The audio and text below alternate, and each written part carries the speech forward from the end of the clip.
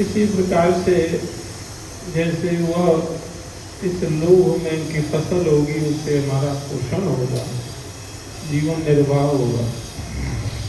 अतिथि सेवा या भगवत सेवा का उद्देश्य लेकर के वह उस साधन में प्रवृत्त होता है। जिसका जो क्षेत्र है उस क्षेत्र में वो साधन करता है।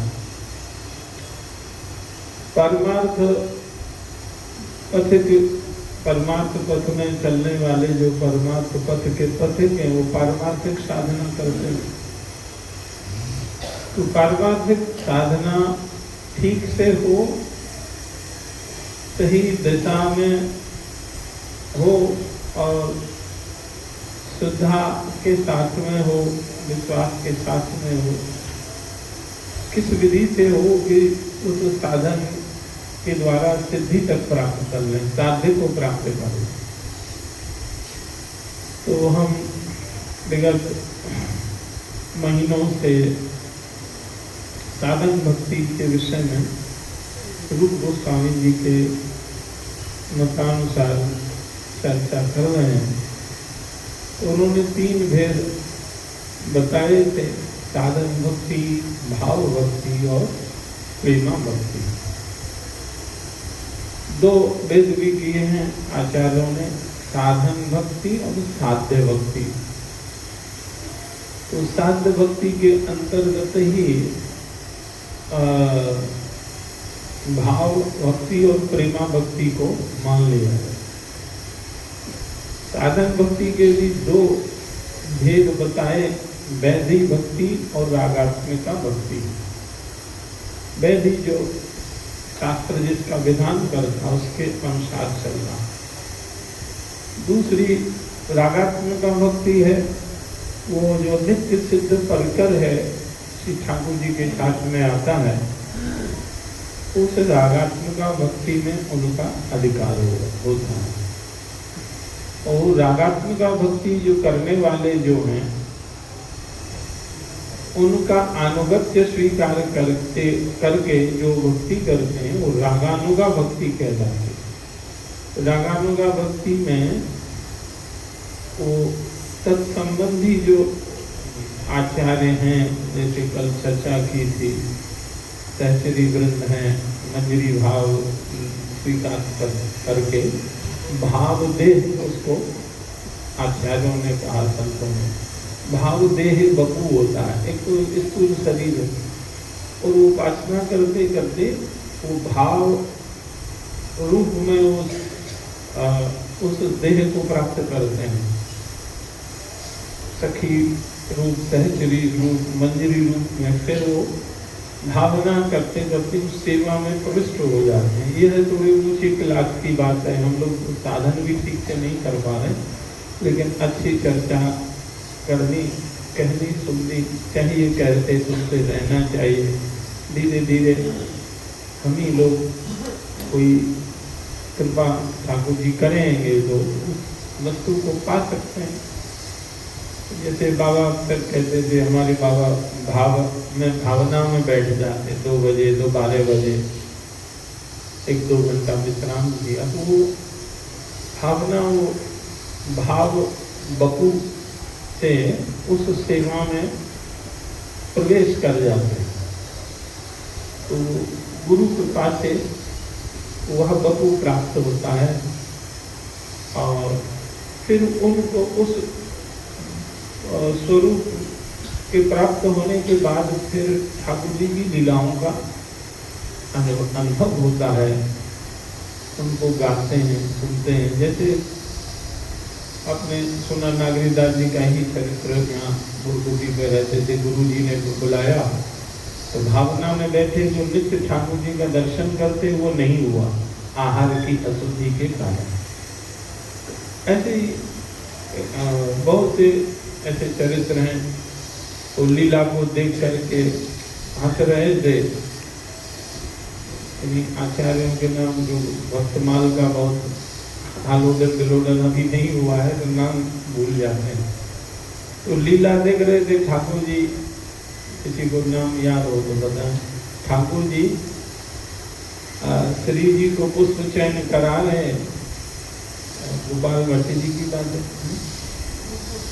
सुख गोस्वामी जी की, जिनकी भी हो, तो लीला को देख रहे थे तो ठाकुर जी ने चंचलता में वो डाली छोड़ दी तो श्री जी ऊपर लटक गए। उस लीला को देख करके हंस रहे।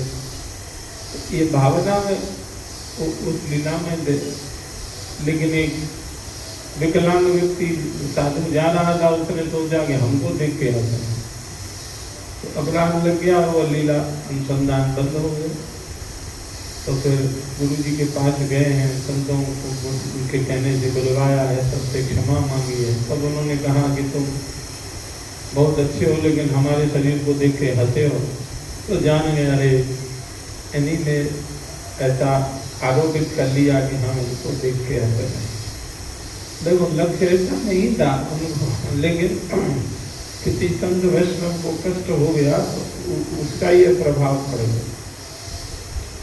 हम लोग नित्य जो है स्वभाव ही बन गया है, साधु वैष्णवों को कुछ न कुछ उल्टा पुल्टा व्यवहार करके पीड़ित करते हैं। यह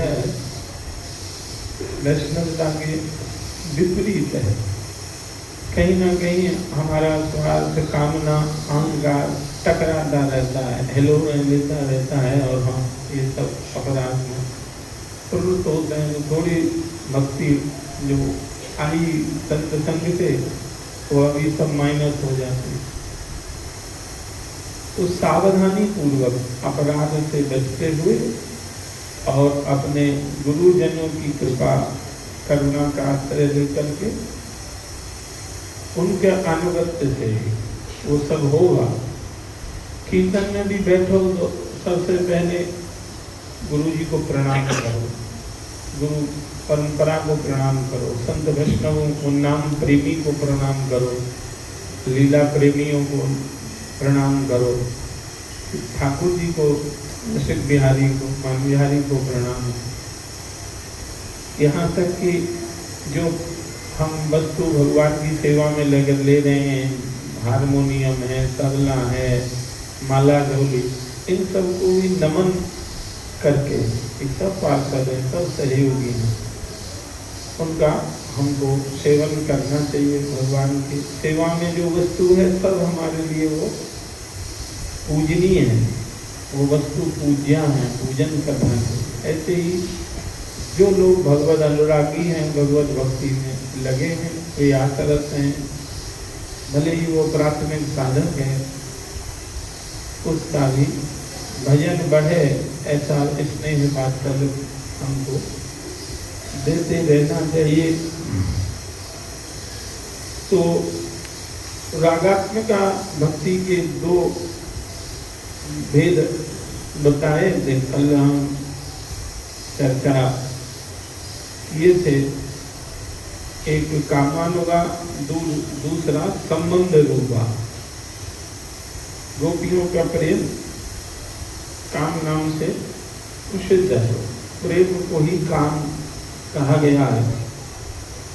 या कामना लेकर के जो करते हैं वह भी, लेकिन यहाँ रागात्मक भक्ति में गोपियों का ही नाम रूप गोस्वामी जी ने गिनाया है। और दूसरा संबंध रूपा जो दूसरा भेद है रागात्मक भक्ति का, वो संबंध बना के ठाकुर जी से प्रेम करना, भक्ति करना।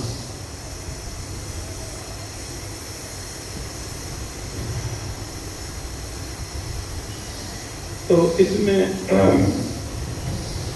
संबंध स्थापित ठाकुर जी से भक्त करता है और उनकी आराधना में प्रवृत्त होता है।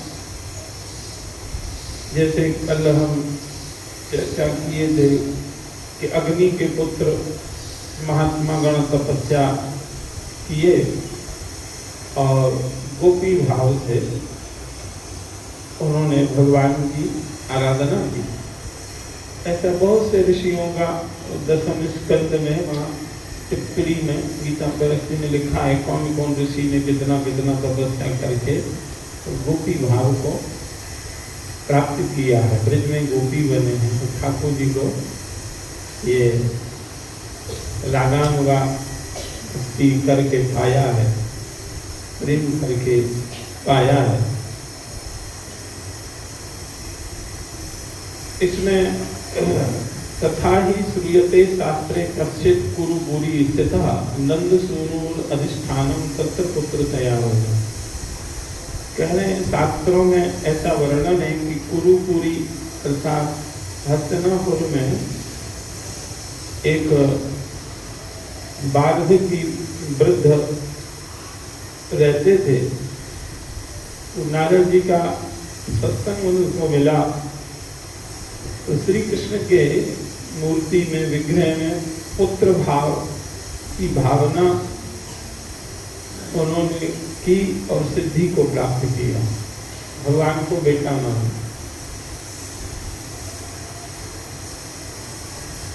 ऐसे ही पति मान करके, मित्र मान करके, भाई मान के, पिता मान करके, सखा मान के, ये अनेक भावों से संबंध जोड़ करके ठाकुर जी से वो भक्ति करते हैं।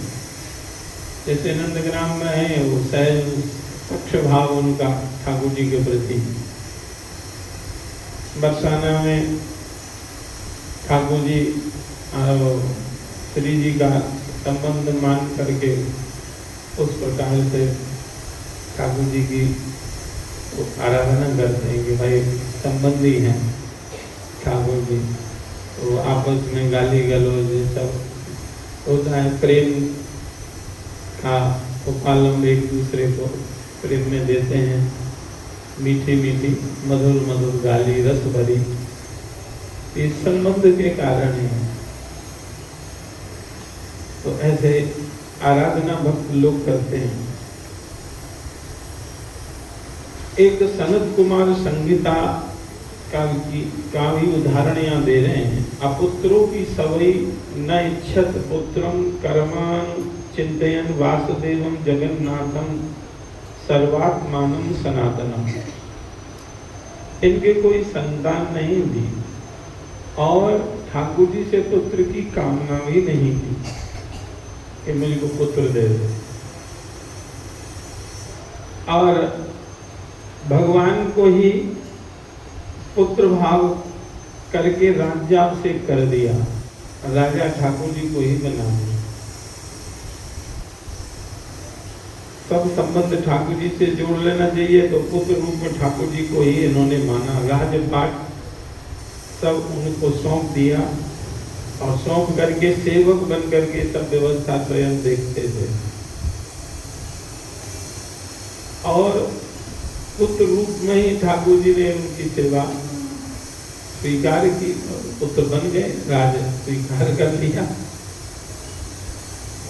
सेवकों को लगा के ऐसे ऐसे भक्त हुए, राज्य को भगवान सौंप दे। ऐसे कितने भक्त हुए जिनके कोई संतान नहीं, भूमि थी, जमीन सब ठाकुर जी को अर्पित कर दिया, मंदिर को अर्पित कर दिया, गुरु जी को अर्पित कर दिया। हम जब जाते हैं देवरिया तो वहाँ पैकोली स्थान है, पैहारी महाराज का सिद्ध पीठ है। वहाँ उन जो जमीन है वहाँ उनके आश्रम की 2600 बीघा जमीन है। ऐसे ही है, इससे भी ज़्यादा हो सकती है, हमने ऐसा सुना। तो वो सब ऐसे ही भक्तों ने ठाकुर जी को अर्पित की, अपना माना, साधु बन गए, विरक्त बन गए, उनकी जमात चलती थी। इतना बड़ा स्थान है, लेकिन निंदा दृष्टि से नहीं कह रहे हैं, कोई योग्य उत्तराधिकारी वहाँ न होने से, न तो गुरुकुल ठीक से चल रहा है, न गौशाला चल पा रही है, न अखंड कीर्तन चल पा रहा है, न उत्सव, ये सब नहीं हो पा रहे हैं। इतना सब जगह होने पर, इतना जमीन है तो लाखों गायों का पोषण हो सकता था, लेकिन उस प्रकार का चिंतन मनन नहीं है। अभी बहुत अच्छा लगा, हम सुन रहे थे कल अयोध्या जी में राजेंद्र जी महाराज जी कथा चल रही, तो उन्होंने वहाँ प्रार्थना की वहाँ के संतों से कि रामलला की यहाँ गौशाला होनी चाहिए, 1,00,000-1.25 गोवंश होना चाहिए।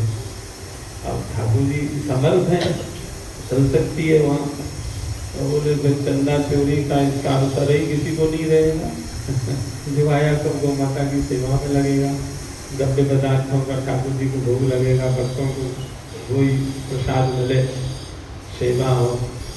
तो ये संतों का जो उत्तम चिंतन है शास्त्रानुकूल।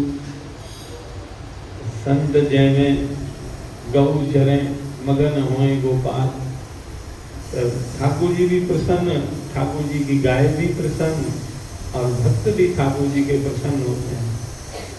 अरे सब सेवा के प्रकल्प ही तो होते हैं, मंदिर आश्रम है, वहाँ सेवा चलनी ही चाहिए, भक्ति का प्रचार प्रसार होना ही चाहिए, गुरुकुल चलने ही चाहिए, पारमार्थिक शिक्षा के केंद्र होने ही चाहिए।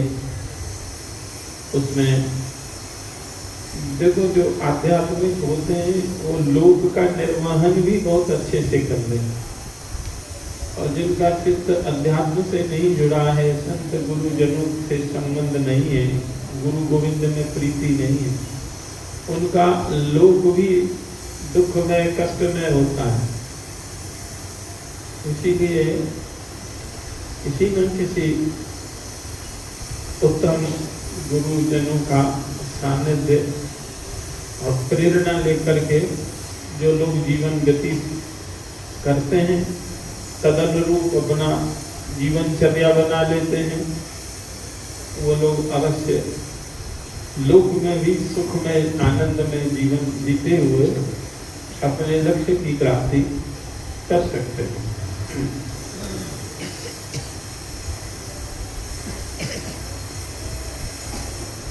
कहते हैं भक्तों की जो करुणा है राग मार्ग में प्रवृत्ति का एकमात्र कारण वही है। इसी मार्ग को बल्लभ संप्रदाय में पुष्टि मार्ग भी कहते हैं, रागानु मार्ग को।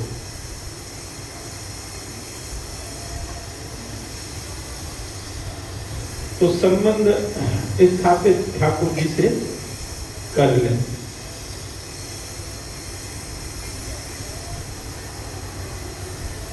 लेकिन आजकल कुछ जो है आडंबर नाटक जो है वह शास्त्रोचित नहीं है। जैसे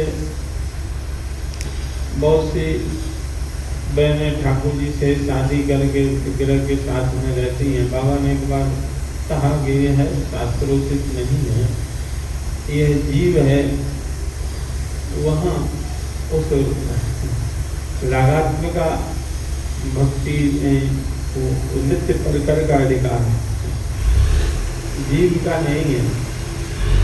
ये रागात्मिका भक्ति करे, किसी के अनुगत हो करे, वह एक नाटक है और उसमें पतन का भी भय रहता है। बिना उसके भाव वो नाटक न करके भाव रूप में अगर उपासना दी जाए तो ज्यादा लाभ प्राप्त होता है। देखो भाव तो रखो पुत्र भाई पति जो भी, लेकिन साथ में यह भी जानो कि यह सबके सब कारणों के कारण है, जगदीश्वर है, जगत नियंता है, जगत के कारण है, सृष्टा है, पोषण करता है, संघर्ता है। तो उनका जो है वह पक्ष भी देखना चाहिए। अपने अनुसार जो करते हैं उठपटांग चेष्टाएं, वह ठीक नहीं है। कोई भावुकता जो है, विवेक पूर्ण जो भाव नहीं है, उस भावुकता से बहुत लाभ नहीं होता, वो स्थिर भी नहीं रहती, भावुक अल्पकाल के लिए रहती है। थोड़ी परिस्थिति आई विपरीत तो सारी भावुकता उड़ जाती है। सब भाव रखा रह जाता। तो गुरुजनों की आज्ञा और शास्त्र अनुकूल ही हम लोगों को साधन करना चाहिए।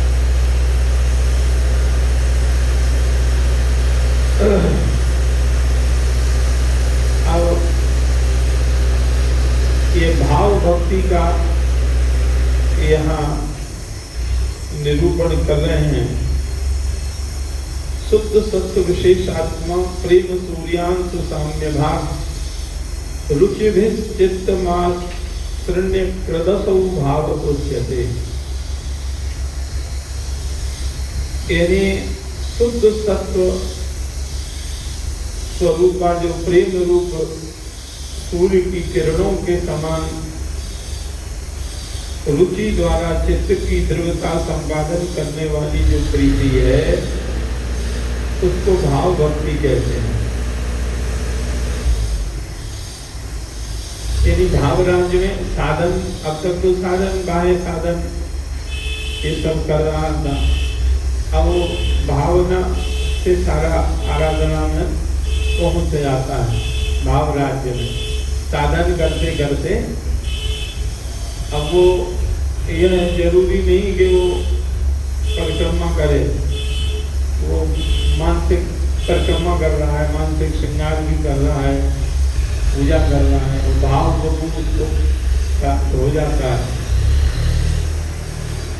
तो कोई यहाँ बताएं कि साधन भक्ति, भाव भक्ति, प्रेमा भक्ति अभी जो बता चुके हैं तीनों बार। तो उत्तमा जो भक्ति का लक्षण है तो अनुकूल से कृष्णानुशीलनम,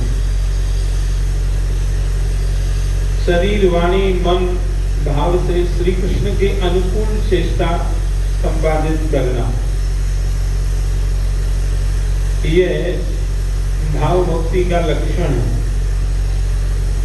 इसमें दो भेद किए हैं, चेष्टा भी करता है भक्त और भाव रूपा चेष्टा रूपा।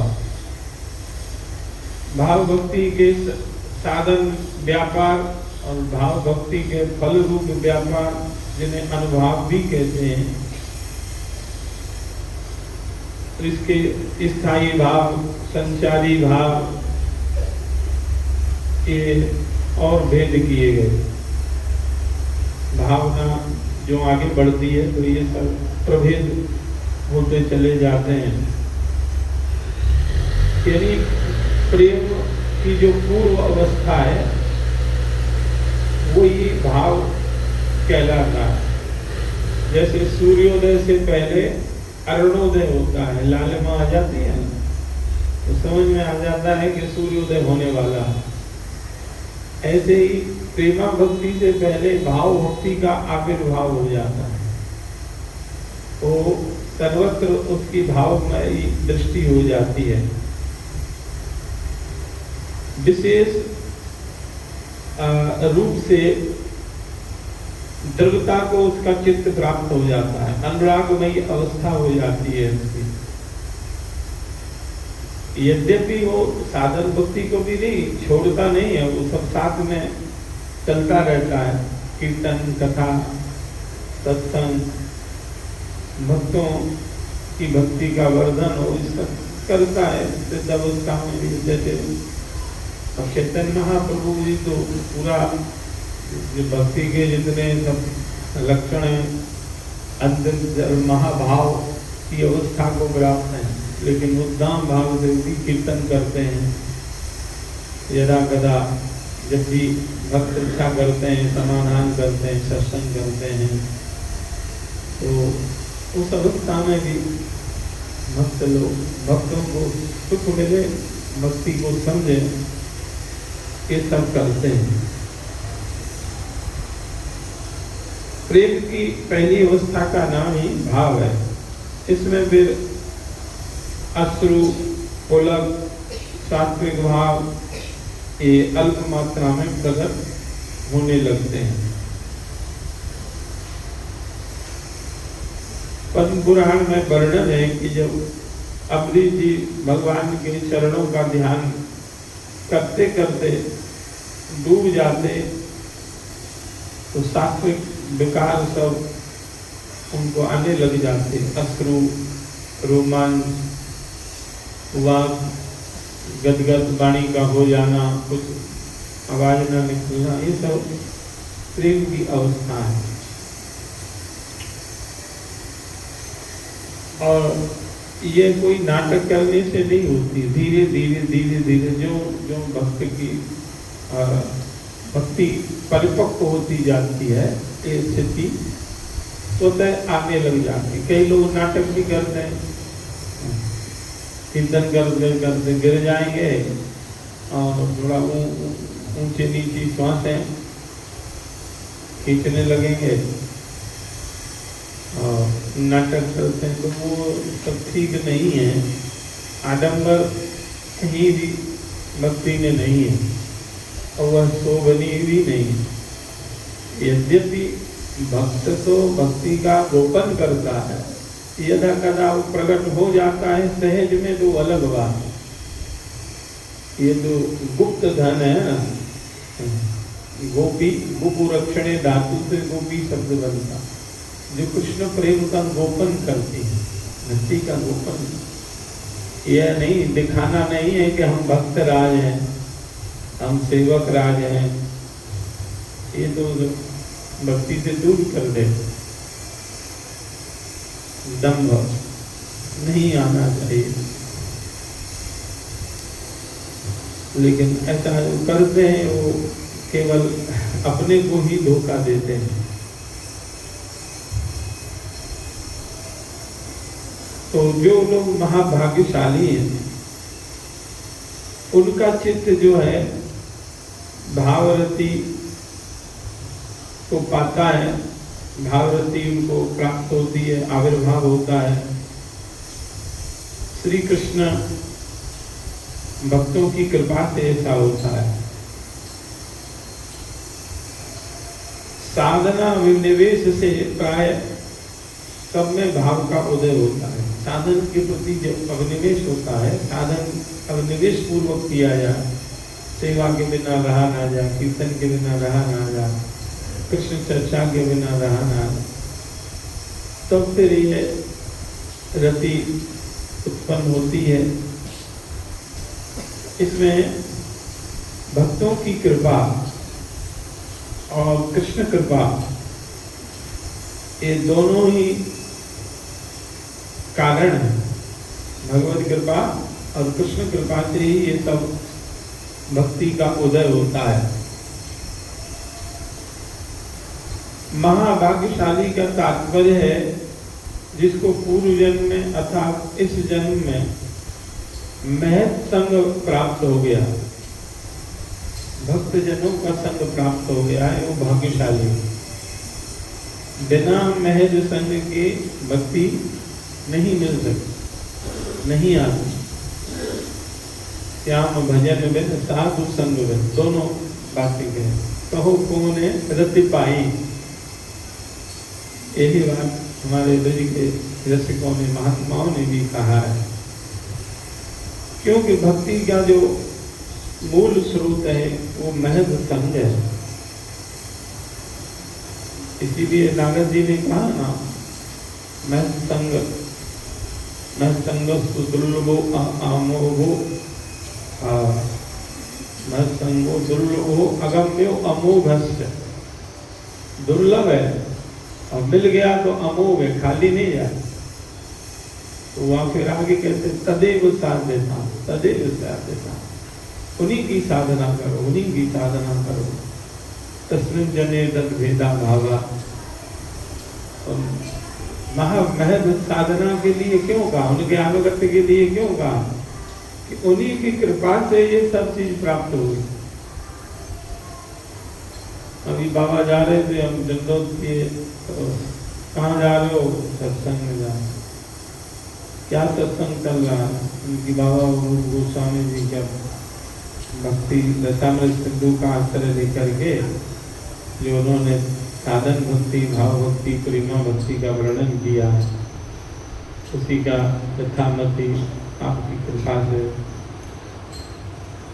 चर्चा हो रही है, अच्छा ठीक है जाओ।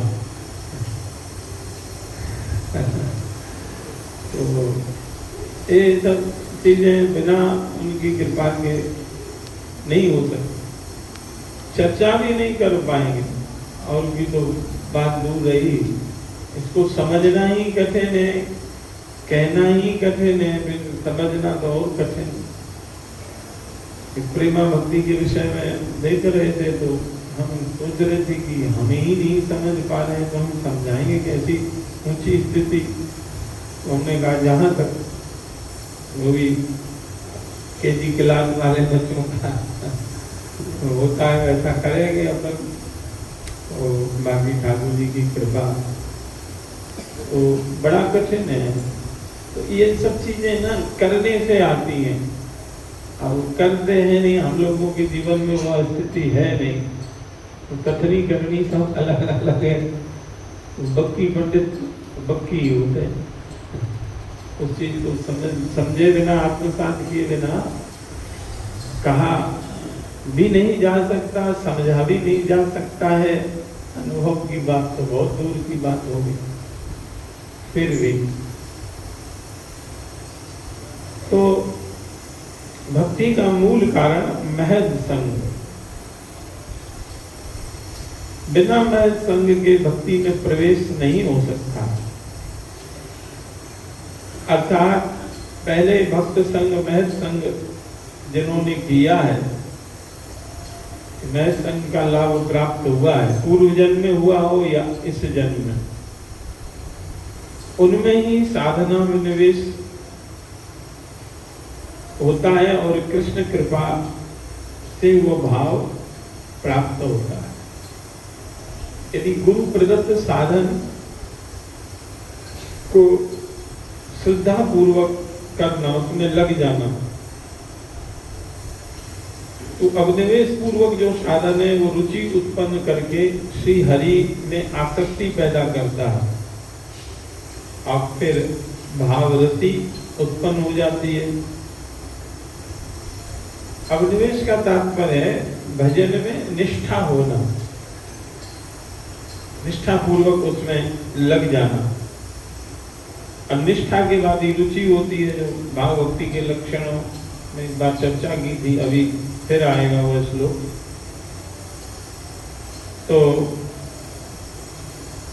निष्ठा पूर्वक साधन करने से क्रमशः वो भाव तक और प्रेम तक पहुंचता है। तत्रान्वहं कृष्ण कथा प्रगायताम अनुग्रहेणानुश्रवम मनोहरा ताः श्रद्धया मेनुपदम विस्तृणवतः प्रिय सर्वस्यांग ममा अवगत रुचि। व्यास भगवान के प्रति नारद जी कह रहे हैं कि साधुजन प्रतिदिन कृष्ण कथा कहते हैं और उनके अनुग्रह से सर्व मनोहारी कथा को मैं सुनने लगा। श्रवम मनोहरा ताम अनुग्रहेण, उन किसके अनुग्रह से? तो ऋषियों की सेवा माँ करती थी ना, ब्राह्मणों की जो चातुर्मास कर रहे थे उनकी सेवा में नारद जी की माँ रहती थी। तो नारद जी साथ में जाते थे, तो उनकी आज्ञा से प्रसाद एक बार ग्रहण करते थे और उनके साथ में कथा सुनते थे, जो बड़ी मनोहर कथाएं थी। और बच्चे होते हैं तो बच्चों को समझाने के लिए महात्मा लोग और मधुर ढंग से प्रस्तुत करते हैं जिससे उनको अच्छा लगे। अब जैसे सिद्धांत की बातें छोटे बच्चों को बहुत समझ में नहीं आती है, थोड़ी प्रौढ़ता आती है तभी समझ में आता है, लेकिन मन को हरण करने वाली मीठी मीठे जैसे बाल लीलाएं हों तो सब समझेंगे। तो यहाँ भी अनुग्रह करके उन महात्माओं ने मुझको ये कथाएं सुनाई और मैं भी श्रद्धा से सुनने लगा। और उसका फल ये हुआ, श्रद्धा से कथा सुनने पर कुछ श्री कृष्ण में मेरी प्रीति हो गई। मम अभवद रुचि ही, कथा में तो रुचि हुई श्रद्धा पूर्वक सुनने से, और ठाकुर जी से प्रेम हो गया। ये नारद जी ने कहा। रति को भी ये भाव भक्ति का पूर्व अवस्था ही बताया है। तो इस प्रकार से उन्होंने शरद ऋतु और वर्षा ऋतु में प्रातः मध्याह्न सायं तीनों काल में वो महात्माओं ने कृष्ण कथा का सेवन किया, और मैं भी विशेष रूप से उनको सुनने लगा, क्योंकि हृदकर्ण रसायन कथा वो हृदय और कानों को बड़ी मीठी लगने वाली थी। मीठी लगती है कथा तो सुनेगा, हृदय गदगद होता है सुन सुन करके। तो रजोगुण तमोगुण को नष्ट करने वाली वो कथा में सुनता। संकीर्त तज्जोषणाद आस अपवर्ग वर्तमनी, उन कथाओं के सेवन से श्रद्धा रति भक्ति ये तीनों क्रम से प्राप्त हो जाती है। श्रद्धा, फिर रति और फिर भक्ति। अपवर्ग वर्तनी कल चर्चा की थी। अपवर्ग मुक्ति की तो प्राप्ति भक्ति के रास्ते में हो जाती है, यानी भक्ति जब आरंभ करता है साधन काल में ही वो मुक्ति का सुख उनको प्राप्त हो जाए। इसीलिए तो भक्त लोग मुक्ति नहीं चाहते, बोले मुक्ति तो रास्ते में मिल जाए। श्री जी दर्शन करने जा रहे हैं, बोले भाई माला श्री जी को नहीं, अरे बोले बाहरी दुकान है रास्ते में ही मिल जाएंगी, वो बगीचा है वहां से ले ले। तो ऐसा होता है। तो मुक्ति का जो लाभ है वो तो भक्ति के आरंभिक काल में रास्ते में ही मिल जाता है। इसलिए लोग मुक्ति नहीं जाते, मुक्ति नहीं जाते। 4 प्रकार 5 प्रकार की जो मुक्ति है, सालोक सामयिक शास्त्री एकत्व दीयमानम न गृह्णन्ति मत सेवनम, विशुद्ध भक्ति का वो सेवन करते हैं, वही प्रार्थना करके मांगते हैं, प्रभु से याचना करते हैं। तो ये संतों के संग से ही नारद जी कह रहे हैं, महत संग से ये भक्ति मिली, बिना महत संग के मिलने वाली नहीं है। महत संग किया तो 3 समय सत्संग होता था, कह रहे हैं नारद जी। यहाँ भी अपने बाबा सुबह, फिर संध्या को 4 बजे कथा, फिर रात्रि 8 बजे से संकीर्तन, और बीच में भी भक्ता के बीच में भी चर्चा हो रही है, एकादशी को चर्चा हो रही। इतना सत्संग, मतलब किसी भी आश्रम में 12 महीने जितना हम लोग सप्ताह में 4 घंटे 5 घंटे कथा करते हैं, उतना तो 12 महीने बाबा रोज परिश्रम करते। लेकिन हम लोग भी बड़े विचित्र सीखने गए हैं। इतना सब कहने सुनने पर भी वही कुत्ते वाली पूंछ 6 महीने सीधा रखने को रखी, बोले अब तो सीधी हो गई होगी, बोले फिर खोला तो फिर टेढ़ी। तो ऐसा क्यों होता है कि पवित्र लक्ष्य हमने नहीं बनाया, यही करना है।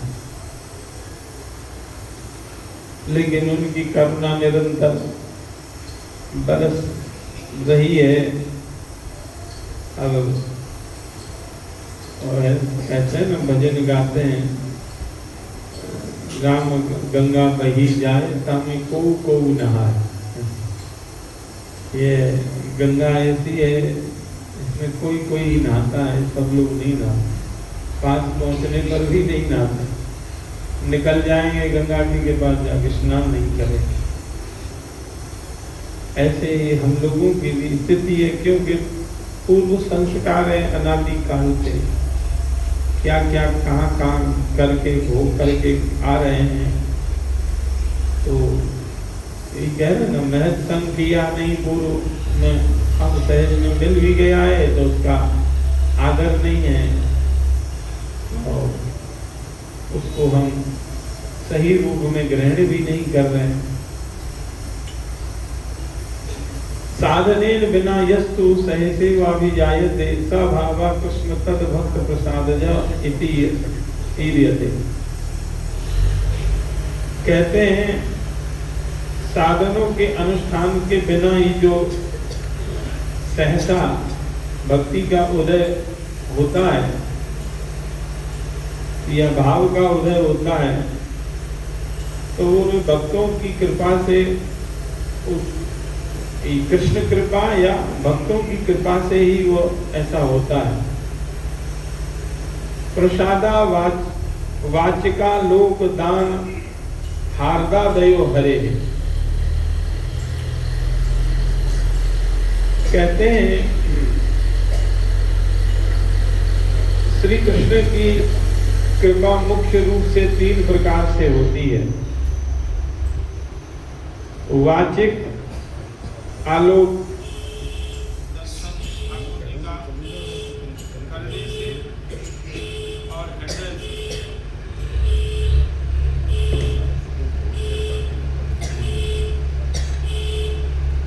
कह रहे हैं वृंदावन वासी लोगों को तो इनका भाव है तो कृष्ण कृपा से इनके हृदय में भक्ति का उदय हो जाता है। और जो साधन करके आए हैं उनको साधन और महद कृपा दोनों के फलस्वरूप वहां प्राप्त होती है।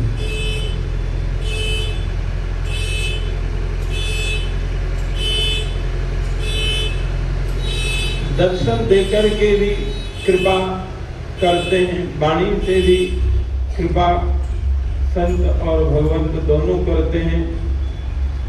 इस स्कंद पुराण में कहा है कि कुरु जंगल, कुरुक्षेत्र जो है वहां के प्रदेशवासी अदृष्ट पूर्व श्री कृष्ण के दर्शन करते ही आर्द्रचित्त हो गए। कभी पहले देखा नहीं था, अचानक देखा तो सबका हृदय द्रवीभूत हो गया।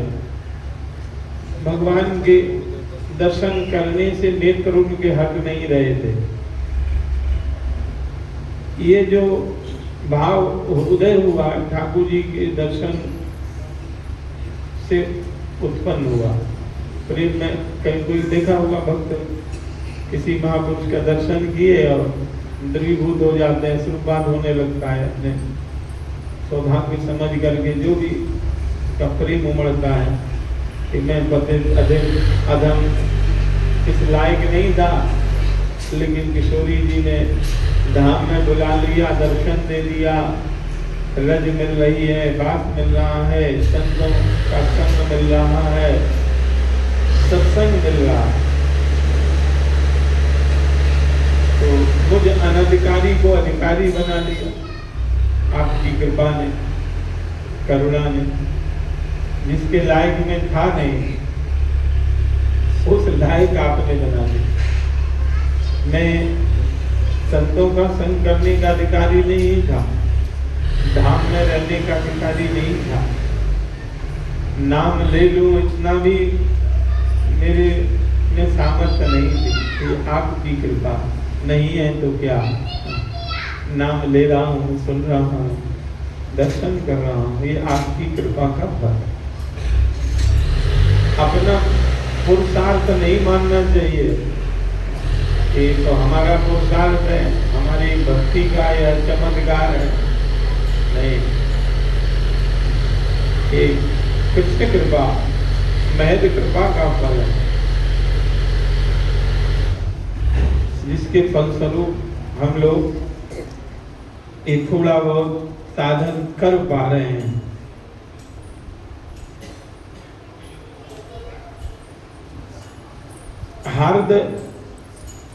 हृदय से कृपा होती है, इसका भी उदाहरण देते हैं। महाभागवतो जातः पुत्रस्ते बादरायणः बिनो पाए रुपयात भूत विष्णु भक्ति लोह दिखा। कृष्ण कृपा जो श्री कृष्ण के हृदय में ही रहती है उसे हार्द कहते हैं। सुख संहिता में वर्णन है कि हे व्यास जी, आपके यहाँ परम महाभागवत भगवत भक्त पुत्र सुखदेव उत्पन्न हुआ है, जिसको बिना साधनों के उदित होने वाली भगवान की कृपा मानो। ऐसा पुत्र साधन से नहीं मिलेगा, ये ठाकुर जी की कृपा से प्राप्त है। तो ये हार्दिक कृपा कही गई।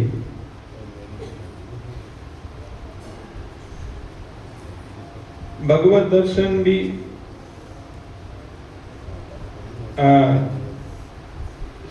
परीक्षित जी को जैसे गर्भ में हो गया था, ये भी उनकी कृपा का फल है। कैसे भी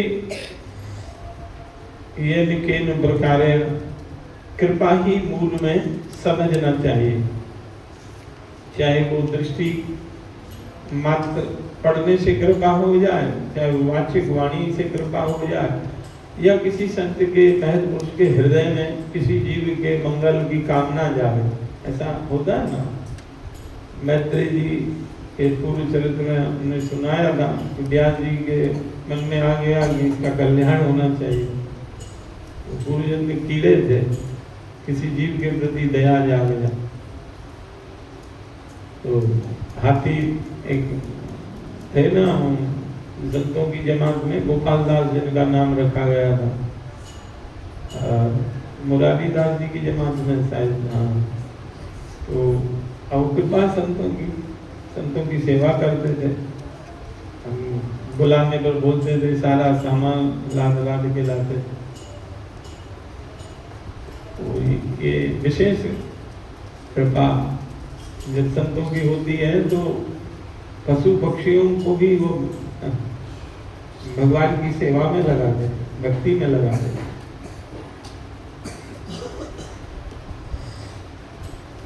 ऐसे कितने भक्तों के यहाँ ऐसी गाय रहती हैं भगवत सेवा के लिए, तो निरंतर दूध देती रहती। ऋषियों के यहाँ कामधेनु वाली गायों का वर्णन है। तो नारद जी ने राजा युधिष्ठिर के प्रति कहा, प्रहलाद जी की महिमा का वर्णन करते हुए, कि उनके अगणित गुणों को कहने सुनने की आवश्यकता नहीं है। उनको तो भगवान श्री कृष्ण में स्वाभाविक रति प्राप्त थी, भगवान की कृपा से। प्रहलाद जी को जन्मजात नैसर्गिक मते रस्य, वहाँ जो कृष्ण कीर्तन के लिए कहते हैं, हिरण्यकश्यप गुरु पुत्रों को टेढ़ी दृष्टि करके पूछता है ये सब, ये 9 प्रकार की भक्ति करो और वृंदावन सब सर्वस्व त्याग के चले जाओ और राधे राधे कृष्ण कृष्ण कहो, ये सब पाठ कैसे पढ़ाया है? बोले महाराज आप हम पर क्रोध मत करिए, ये नैसर्गिक स्वभाव है इसका, जन्मजात। हमने जो कोई पाठ नहीं पढ़ाया है जो आपको सुना रहा, सब अलग सुनाता है, इसके पेट में सब पाठ रखे। नारद जी ने सब सुना दिया था, उनके भक्ति परिपक्व गर्भ अवस्था में हो गई थी। उन्हीं को लक्ष्य लेकर के सत्संग किया था। महापुरुष लोग मूल में काम करते हैं।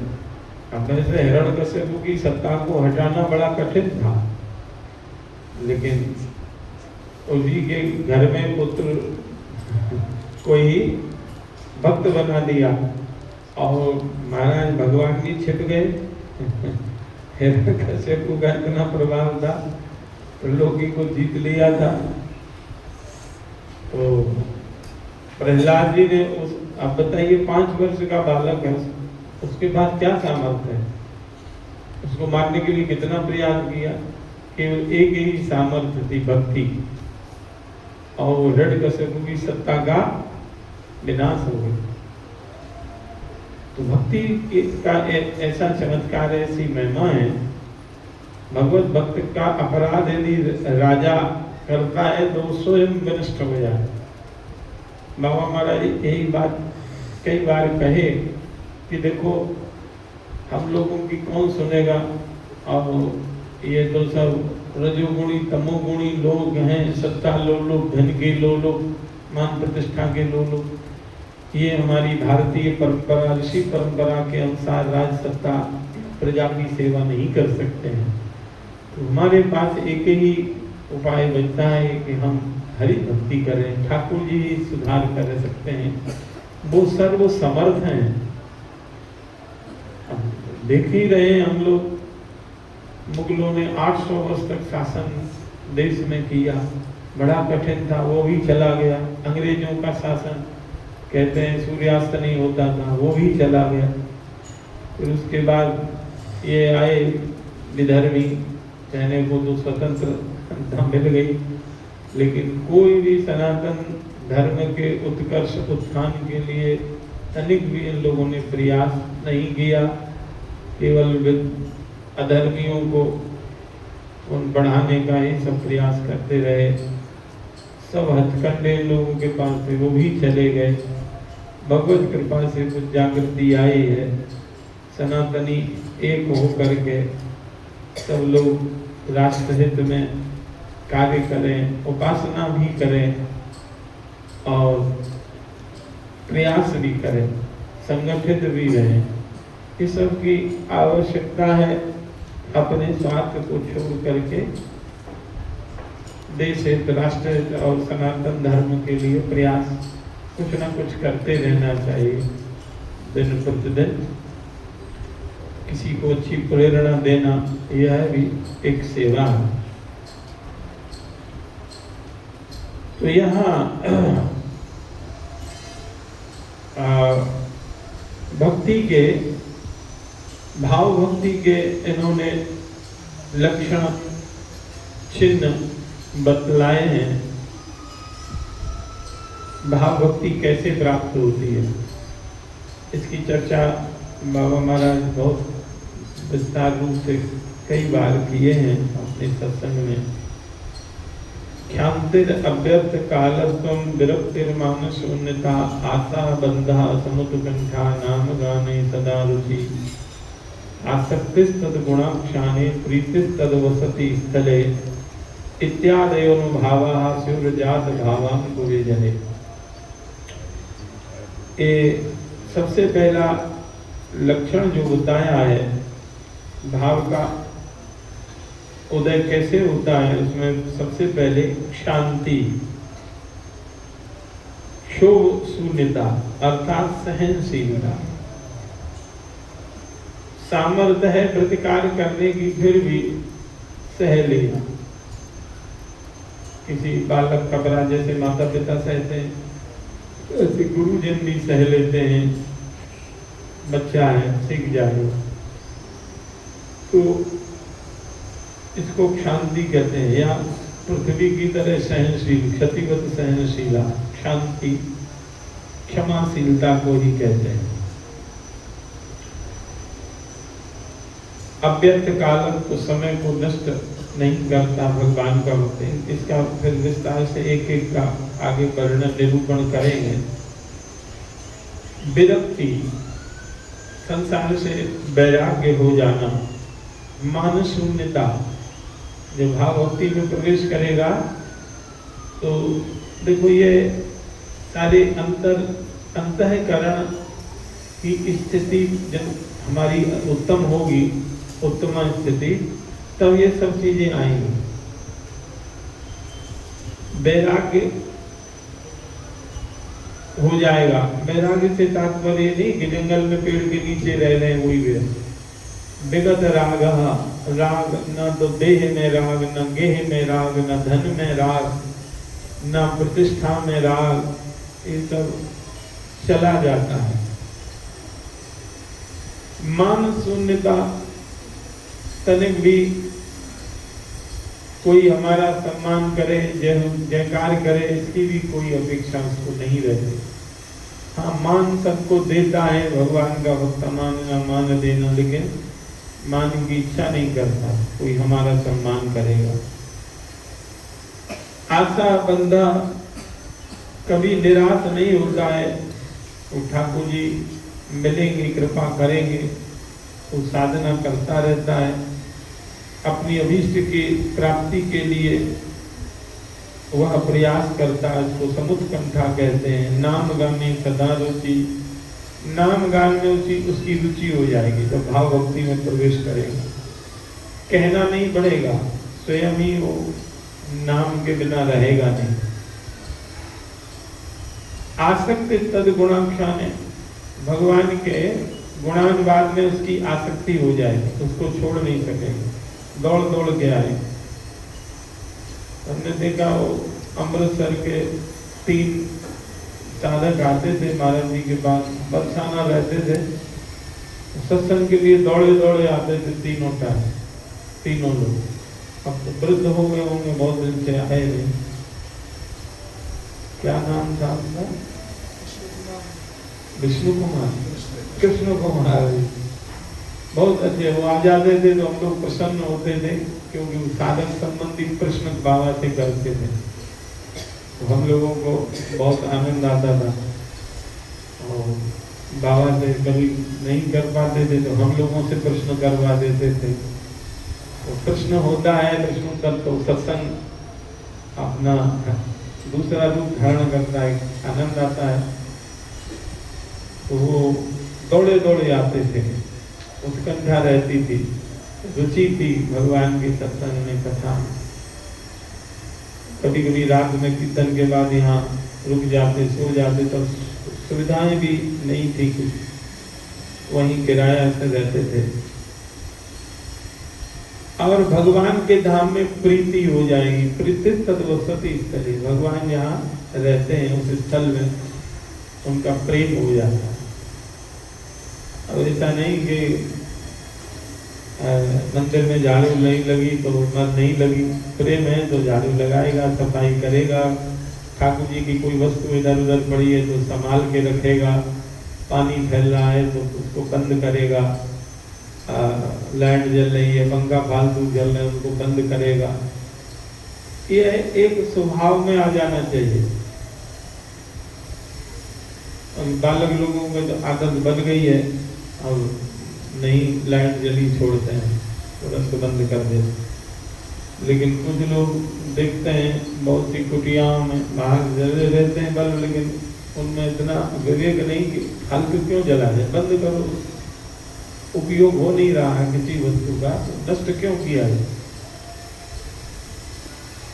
तो देखो, जिस वस्तु का हम दुरुपयोग करते हैं उसका फिर अभाव होता है अगले जन्म। हमने खाया खाया फेंक दिया, एक दिन नाली में किसी ने अन्न फेंक दिया, रोटी, अचानक हम उधर गए तो हमने कहा फालतू ले लेते हैं, लोग खाते हैं नहीं, तो निवेदन किया उतना ही दो जितना खाएं पूछ करके। कई लोगों का स्वभाव होता है ले लेंगे अधिक, पेटू लो, खाएंगे नहीं। देखो, जिसको हम 1 मिनट में फेंक देते हैं ना, जिस अन्न को नाली में, बाहर फेंकता तो चलो चींटी खा लेती, बंदर खा लेता, कुत्ता खा लेता, नाली में फेंकना दोष है। और भगवान का भोग लगा हुआ अन्न ब्रह्म है, वो भगवान का तिरस्कार है, तो ऐसे नहीं फेंकना चाहिए। उसको पता है 6 महीने पकने में लगते हैं, जिसको 1 सेकंड में हम फेंक देते हैं नाली, अपराध है, दोष है, उसका फिर अभाव हो जाता है अगले जन्म में। इसलिए हर वस्तु का सदुपयोग करना यह भक्ति है। ये प्रमाद आलस्य यह भक्ति नहीं है, ये वैराग्य इसको नहीं कहा जाता। ठाकुर जी के भक्तों की सेवा में जो भी वस्तु काम में आ रही है, ठाकुर जी के काम में, वो सबको संभाल के रखना, संवार के रखना, यह भक्ति है। प्रेम ऐसे ही तो बढ़ेगा। राम जी चले गए बनवास और भरत जी शत्रुघ्न जी तो संभाल रहे हैं, सारा ठाकुर जी का है, हमारा नहीं। हम उनके सेवक हैं इस नाते, ये सारी सेवा वो संभाल रहे हैं। यहाँ तक के शत्रुघ्न जी के विषय में आता है, रात भर सोते नहीं है राम ग्रहण है, लेकिन सेवकों के सामने जाते हैं तो एकदम तैयार होके जाते हैं, किसी को यह न लगे कि हम उदास हैं। नहीं तो हम यदि भावुक हो जाएंगे तो ये सेवक लोग कैसे सेवा कर पाएंगे। गायों को संभालते हैं, गोष्ठ में जाते हैं, घोड़ों को संभालते हैं।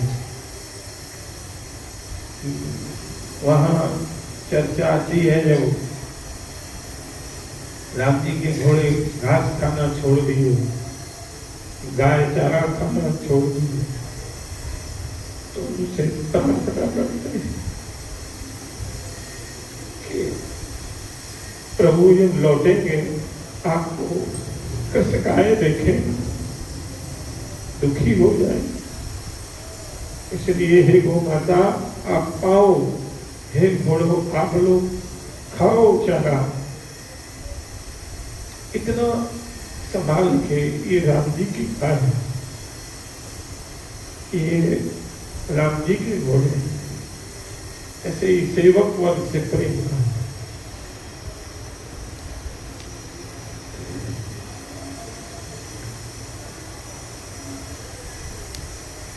ऐसे ही हम लोगों को भक्तों की वस्तु, ठाकुर जी की वस्तु पदार्थों को संभालना चाहिए। इसको वैराग्य नहीं कहते हैं कि उपेक्षा कर दिया, क्या जरूरत है, हम क्यों बंद करें, हम किसी के नौकर हैं। स्वयं समय मिले गौशाला भी जाया करो, गाय का दर्शन भी होगा, वहाँ कहीं अव्यवस्था दिखाई दे, स्वयं कर सको स्वयं कर लो, वालों को कहो। कई बार हम जाते हैं, कहीं गोबर पड़ा है, कोई नहीं है तो गाय खाएगी, इसमें चारा नष्ट होगा, गोबर को हटा दिया। कहीं कोई बछड़ा गिर गया है, ग्वालियों को बुला के उठा लो, फिसल गया है, तो हम लोग अपने सामर्थ्य के अनुसार कर सकते हैं। कई बार कोई गाय गिर जाती, ऐसा सब थोड़ी सी हमारी प्रेरणा से, थोड़े से प्रयास से सेवा हो जाती है, तो ठाकुर जी हमारे प्रसन्न हो, गोपाल जी प्रसन्न होंगे। गौ माता ये साक्षात स्वरूपी है, ये आज भी सब मनोरथ पूरा करने की सामर्थ्य गौ माता रखती है। कोई भाव से सेवा करे, कितने लोगों को गौ सेवा से परमात्मा की प्राप्ति हुई। जाओ गौ गाय चरा के आओ, 100 गाय हैं या 10 हैं, 1000 हो जाए, लौट के आना। दिन रात सेवा कर रहे हैं, रास्ते में उनको ब्रह्मबोध हो गया गौ सेवा से। तो हम लोग गौ सेवा भी करें, वैष्णव सेवा भी करें, ये सब भजन है। भजन का स्वरूप हम लोग समझ नहीं पाते। भाव ही भक्ति है, भाव पूर्वक सेवा करो तो बहुत लाभ होगा, हृदय निर्मल हो जाएगा बहुत शीघ्र। चर्चा इन सब बिंदुओं पर विस्तार से रूप गोस्वामी जी ने एक एक बिंदु पर चर्चा की है, हम करेंगे। राधे किशोरी दया करो।